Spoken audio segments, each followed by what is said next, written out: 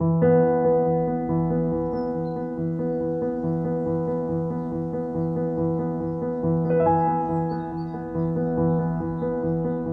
story and the look of the monument is quite important to people. Everybody needs a special place in their lives, and around here it is absolutely Wellington Monument. It's really precious. Whenever you come home, you see the monument. It's the gateway to the west.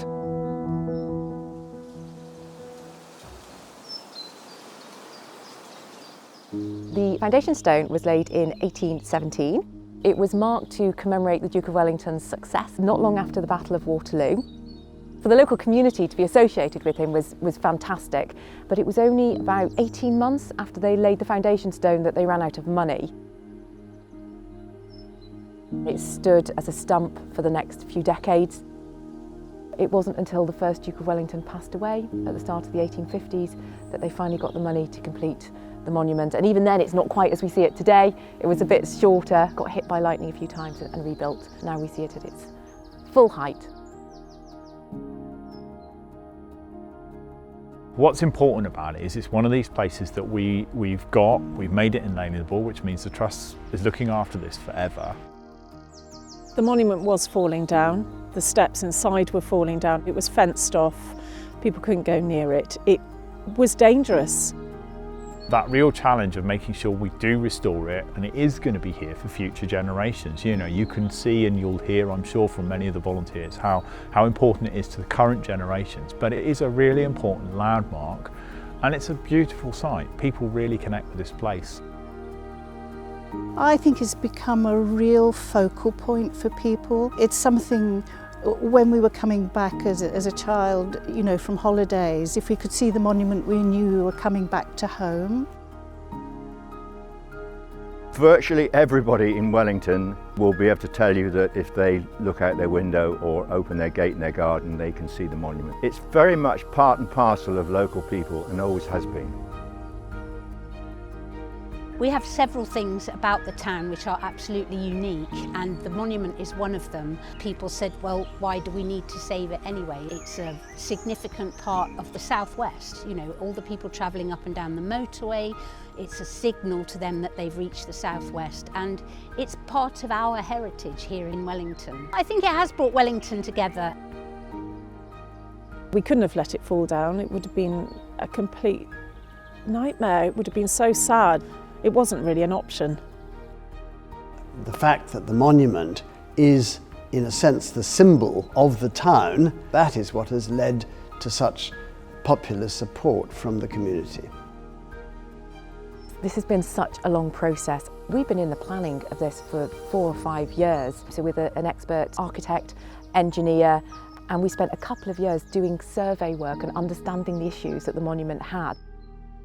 All of that before people saw anything happening on site, and that was part of our work with the local community to say we are doing stuff, promise, behind the scenes, and all of these people, fantastic people, are involved in getting us to the answer that we need in order to get people on site and actually make the repairs.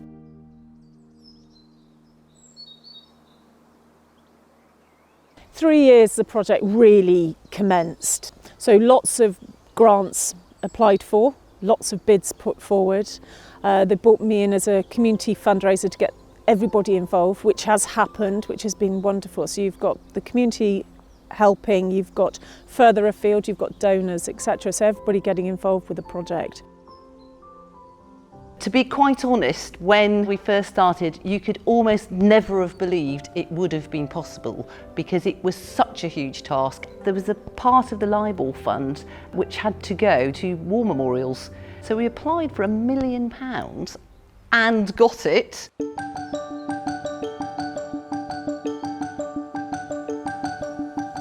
We were involved in a meeting with the National Trust as to how to raise money. From that, I came up with this slightly ridiculous idea to walk from Cleopatra's Needle, which is one of the tallest obelisks in the country, to the Wellington Monument, which is the tallest three-sided obelisk in the world. There's been so many people involved, and I think that's the thing. So when you come to see it, you see the scaffolding and the stonemasons, but behind the scenes, you've got a whole team of us fundraising. You've got a whole team of us creating a visitor experience. There's so many of us involved, including the community. The public and the local community has been really generous. Some of the stones that have come off the monument can't go back on again, so we've been asking for donations for some of those stones, and that has brought in a nice lot of money which is going directly to the monument. There were some people that just made donations anyway. There were some people that, you know, they became National Trust members. Some people did sort of coffee mornings and things like that as well and sent the money in. When they were talking about the restoration of the monument, everybody was saying they should be doing more. They should be doing this, they should be doing that. And my absolute philosophy on life is I am they. And so this was my way of not only raising money, but raising awareness of the fact we have to save the monument. I think it made them feel that they were doing something for the future. They could raise a little bit of money and they could see what it was going to, and they would just know that it was going to stay there and it would bring the whole community together. When people have that personal connection with the place, they like to think that their future generations will also grow to love it. It's just a community place. It's a place for children and young people and old people just alike. Tied up with so many stories, you know, I think people have got engaged up here.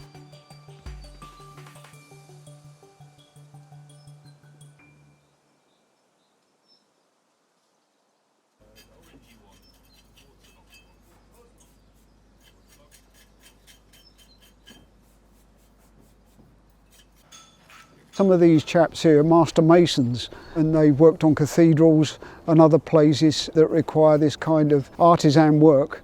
It's quite impressive to see how it's all fitted together. I've become a complete nerd when it comes to stone. I think everybody around here has now. The most interesting thing is actually watching the stonemasons at work. It's been phenomenal, real master craftspeople, and that has been beautiful. And that caught me out because I didn't know that would be part of my job, was learning all that. So it's fabulous.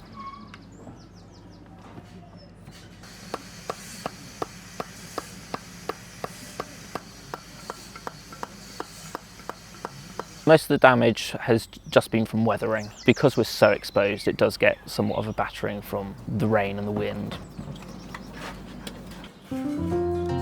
My favourite thing was building the pyramidion on top. That coming together was sort of a big accomplishment. There's 56 brand new stones and they weigh anywhere from 200 kilos to over a tonne.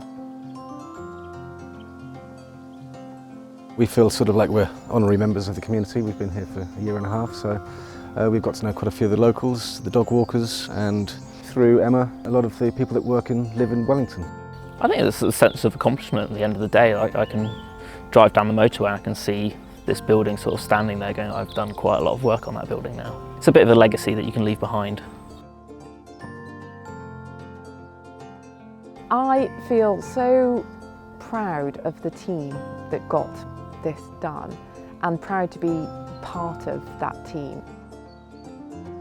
Yeah, the dream team, I call them. They've been fabulous. They've definitely reconnected with it and they've been spreading the word. And that's the thing with the whole project, is that it's been like this big sort of cobweb of people telling each other that it's happening, everybody getting involved with it. And so it has been a really buzzy thing to be part of. It's always sad when you come to the end of a big project like this. I'll miss the environment, I'll miss the lovely landscapes. Well, it's been a funny year, hasn't it? So it's been a great opportunity to get out of the house and to focus on something like this. I think it's a long-term thing. It would be just lovely to know that it's here for future generations to really enjoy. It's been labelled the beacon of hope. People watch it from down in town with their binoculars to see what's happening. They can watch the lifts go up and down, and they can watch the stonemasons climbing. So it has been, yeah, it's just been something that's carried on, but thank goodness it has, because it is one positive thing, definitely in my life, that's happened at the moment.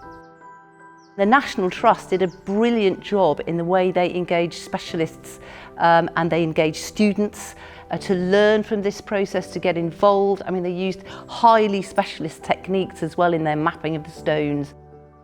I hugely congratulate everybody involved in the National Trust, the town of Wellington, all the people who've contributed in so many different ways, the workmen, the craftsmen who worked on the restoration, so many different people who have, in a small way or a large way, contributed to this magnificent achievement.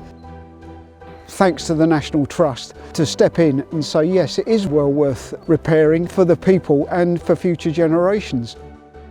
Every individual has been a part of this, so however big or small you feel your role is, massive thank you.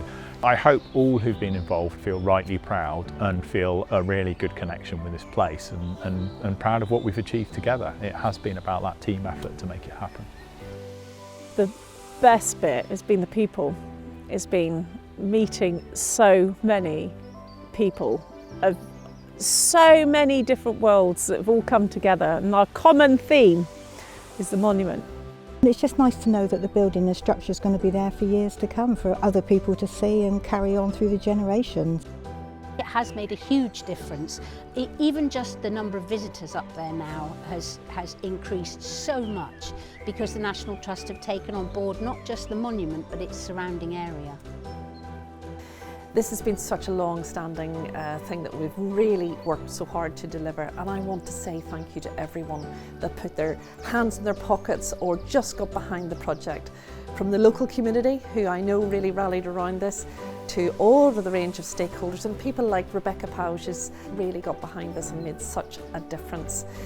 This is really historically important, but actually it's more in the hearts and the minds of the people that have supported this, and those are the ones that I want to thank the most.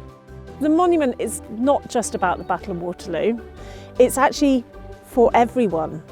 It's become everybody's very precious place.